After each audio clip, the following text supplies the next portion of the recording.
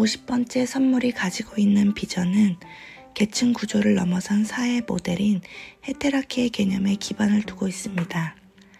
헤테라키는 개인이 균형이 맞지 않으면 그룹이 균형을 찾을 기회가 없다는 원칙에 근거합니다. 따라서 헤테라키는 개인적인 평형을 다른 모든 것보다 우선합니다. 그것은 개인에게 특별한 선물, 즉 신뢰가 부여되는 개인의 창조적인 권한 부여의 과정을 장려함으로써 이뤄집니다. 그룹에게 자신이 기여하는 바의 책임을 각자 개인이 지도록 개인을 신뢰함으로써 매우 강력한 에너지장이 그 그룹 내에 구축됩니다. 50번째 유전자 키 선물 평형.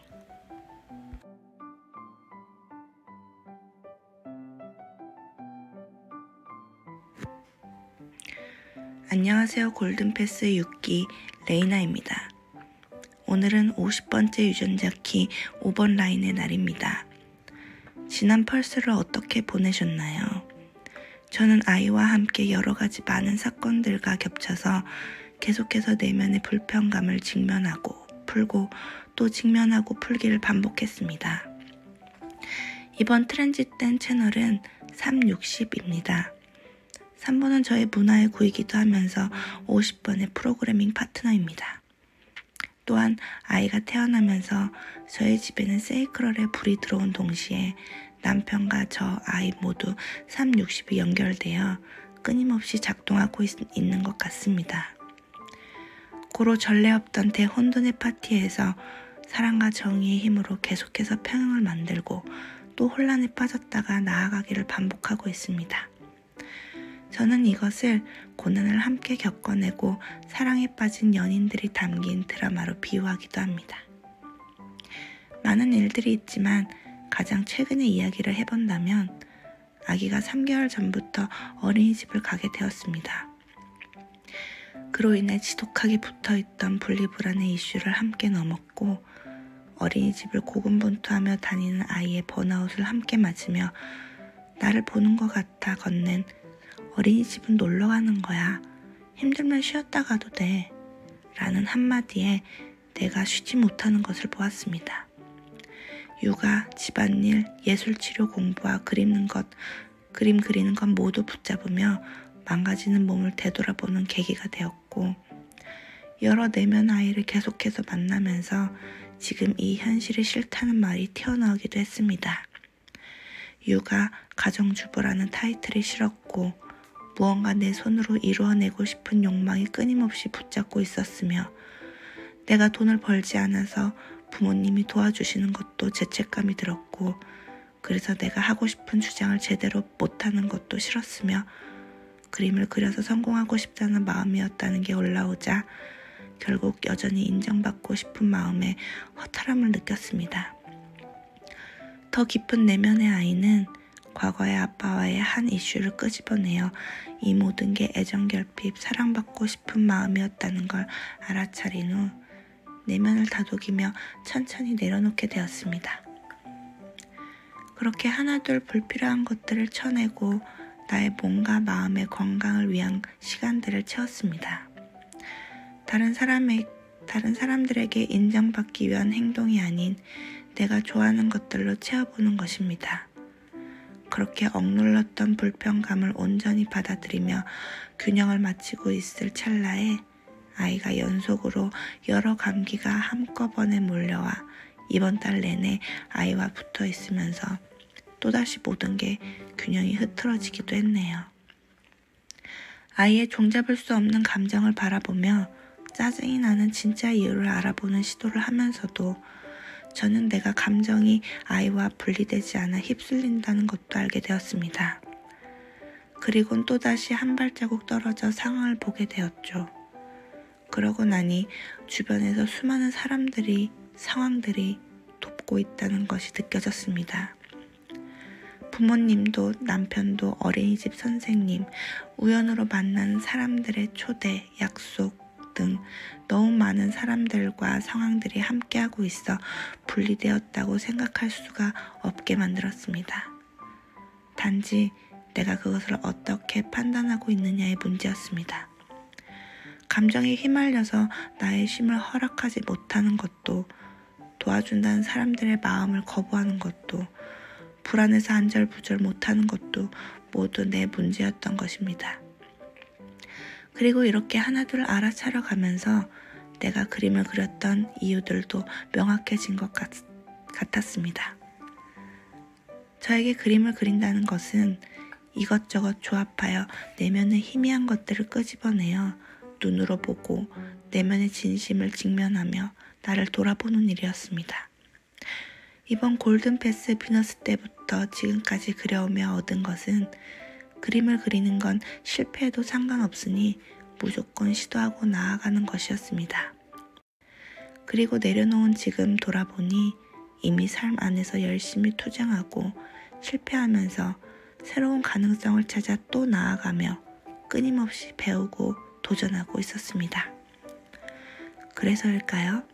비어있는 세이크럴의 9번 삶의 일을 바탕으로 명확한 활성화 시퀀스가 눈에 띄었습니다. 무의식의 3740 가족 공동체 안에서 37번 목적을 향해 40번으로 내면을 끊임없이 돌아보았고, 계속해서 이 불편하고 찝찝한 상태를 벗어나려고 수많은 것들을 경험했구나. 그리고 그 배운 여러 가지 것들이 이리저리 얽혀서 새로운 조합을 만들어내고 나아가기를 반복했구나. 이것이 9번 브랜드에서 40번으로 나아가는 봉사의 경로 또한 이미 내가 나를 치유하기 위해 계속하고 있고 잘하고 즐거워하는 일이었다는 것을 알게 되었습니다. 그러다 보니 선택에 대한 불안도가 많이 낮아졌습니다. 모든 타임리프 영화들이 그렇듯 과거를 바꾼다고 해서 현재가 원하는 대로 창조되진 않습니다. 현재 지금 이 순간만이 내가 경험해야 할 것들을 경험하고 있는 것뿐입니다. 그러다 보면 처음 내가 원했던 것과 달라질 수 있고 이 선택이 실패가 새로운 삶으로 인도하기도 합니다. 하지만 선택은 언제나 불안할 수밖에 없고 아무것도 안 보이는 앞날은 두렵기만 합니다. 그 안에서 제가 한 것은 그 두려운 감정을 있는 그대로 허용하는 것입니다. 그때그때 맞는 음악을 들으며 청승을 떨고 울기도 하면서 감정을 흘려보냅니다. 정하지 않는다는 게 어떤 말일까요? 저는 그 감정을 있는 힘껏 억눌렀고 이 감정이 없어야 내가 행복할 거라 생각했지만 아니요. 그 안에 죽고 싶지 않다는 내가 살고 있을 뿐입니다. 그 어린 자아를 받아들이고 아이의 감정을 함께 버텨주듯 저도 그 안에 있는 것입니다. 그런 어두운 내가 있기 때문에 삶이 빛을 볼 수 있는 것이고 매일 다가오는 죽음을 마주하며 하루하루 온전히 살아갈 수 있는 것이었습니다. 그렇게 나를 허용하고 나니 그 감정의 전체를 포용하는 것은 오로지 나 하나만을 위한 일이었습니다. 그게 미안했고 불안했고 다른 사람들을 위해서 무언가 해야 한다고 생각했지만 나의 시간과 남편의 시간, 아이의 시간을 믿고 기다려주는 일은 내가 나의 균형을 잡고 있을 때만 가능하다는 것을 알게 되었습니다. 그저 나 자신 하나를 치유하여 가족들에게 행동하는 방식이 달라지는 것만으로도 가족 안에서의 균형을 맞출 수 있었습니다. 저의 이런 하기 싫은 것도 억지로 해내는 투쟁력과 삶을 좋아하는 것들로 채우며 살아갈 꿈을 잃지 않는 건 과거 부모님과의 환경이었습니다. 그 양극으로 삶이 엉망진창처럼 결정장애를 만들어냈지만 결국 나의 불편함을 알아내겠다는 절실함과 굳은 의지력은 부모님에게서 배운 특성이 있었기 때문입니다. 부모님은 부모님 존재 그 자체로 살아가고 있었던 것뿐입니다. 그럼 이 시점에서 나는 아이의 엄마로서 어떤 사람이 되겠는가 묻는다면 내가 가장 잘 할 수 있고 좋아하는 나의 치유를 위한 시간들, 그것을 견뎌주는 음악과 예술, 세상에 대한 호기심과 사랑하는 마음으로 행하는 것들이 영향을 끼치지 않을까요? 나의 소명이 나에겐 중요한 일이지만 다른 사람들에게 독이 되기도 하는 것 같습니다. 그 반대도 마찬가지고요. 하지만 그런 일들이 얽히고 설켜 결국 혼돈 속의 균형을 찾아가는 것 같습니다.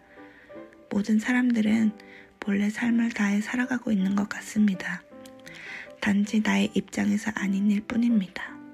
그럴 땐 그냥 거절하면 되는 단순한 진리가 아닐까요? 네, 저 그거 잘 못합니다. 하지만 9번 삶의 일을 온전히 받아들이고 나니 주변의 도움이 나에겐 불편했지만 그들에겐 아닌 것 같다는 생각이 명확해집니다. 그래서 그 안에서 내가 해야 할 일에만 충실하고 정중히 거절하며 감사해야 하려고 합니다. 그게 제가 가장 잘하는 일이기도 하고요. 와닿은 저의 소명 40번의 문구가 공명되길 바라며 카드뉴스를 마무리하려고 합니다. 당신이 얼마나 넓게 에너지를 분산시키는지 보세요.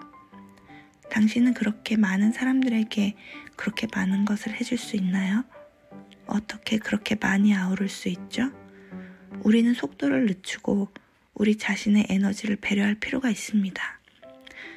우리는 우리 안에 있는 신이 우리 영혼의 진정으로 의미 있는 것을 결정하게 해야 합니다. 우리가 삶의 과도함을 쳐내기 시작할 때 상황은 곧 건강한 균형을 찾게 됩니다. 우리 몸은 마침내 휴식을 취하게 되고 몸이 갈망하는 리듬에 맞춰 스스로를 재조정하기 시작합니다. 조화를 이루도록 말이죠. 네, 오늘도 온전한 날입니다. 감사합니다. 사랑합니다.